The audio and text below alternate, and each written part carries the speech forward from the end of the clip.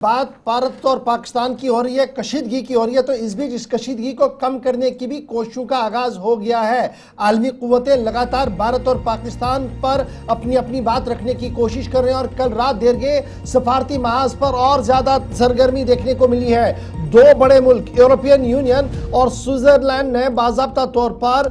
بھارت اور پاکستان کے وزرائے خارجہ کے ساتھ مذاکرات کیے ہیں، اور مذاکرات کے بعد دونوں سے یہ کہا گیا ہے کہ آپ سرحدی تناؤ کو ختم کریں۔ یہ سرحدی تناؤ دونوں ملکوں کے لیے ختم کرنا کیوں بڑا امپورٹنٹ ہے؟ کیونکہ دونوں جوہری ملک ہیں، ایٹامک پاور دونوں ہیں، اور جب یہ دونوں پاورز آپس میں ٹکرائیں گے تو برصغیر کے اندر ایک نیا محاذ کھل سکتا ہے۔ اس کو دیکھتے ہوئے عالمی قوتیں بھی آہستہ آہستہ کر کے متحرک ہوئی ہیں۔ یورپین یونین کے فارن پالیسی کے چیف کی طرف سے ڈاکٹر جے شنکر کے ساتھ بات کی ہے، اس کے بعد انہوں نے پاکستان کے وزیر خارجہ کے ساتھ بھی بات کی ہے، اور بات کے بعد جہاں 22 پہلگام کے حملے کی مذمت کی ہے،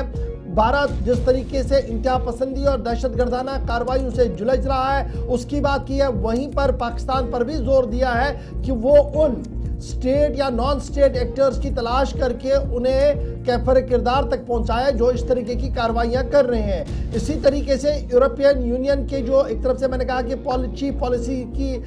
پالیسی چیف سپیکر جو ہے فارن پالیسی کے، انہوں نے بات کی ہے، تو سوئس کے فارن منسٹر نے بھی رات دیر گئے ڈاکٹر جے شنکر کے ساتھ بات کی۔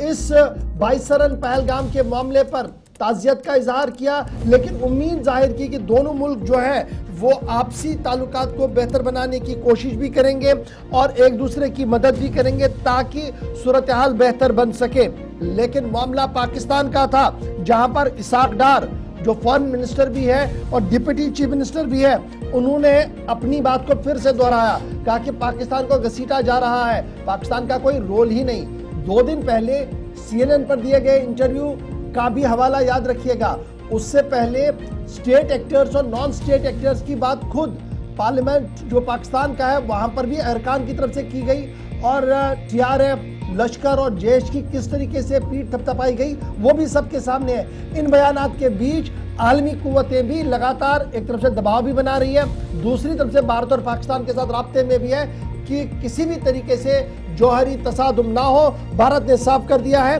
کہ وہ کسی بھی قیمت پر جو ہے وہ کارروائی کر سکتا ہے، کیونکہ ان کے ملک کے اوپر ان کے شہریوں پر حملہ ہوا ہے اور ان لوگوں پر شکنجہ کسنا وقت کی ضرورت ہے۔ یہ بڑی بات اس وقت سامنے آ رہی ہے کہ یورپین یونین اور سوئٹزرلینڈ نے بھارت اور پاکستان کے ساتھ رابطہ کر کے امن قائم کرنے کی کوشش کی ہے۔ پھر یہ بھی یاد رکھیے گا کافی سخت اقدامات دونوں طرف سے ایک دوسرے کے خلاف اٹھائے گئے، الزامات لگے، سب چیزوں کے بیچ میں بہت ساری چیزیں متاثر بھی ہوئیں۔ آگے چل کر اس پر مزید بریفلی آپ کو کچھ چیزیں بتائیں گے کہ اس کا اثر جموں کشمیر یا ملک کے باقی سرحدوں پر کیا پڑا ہے۔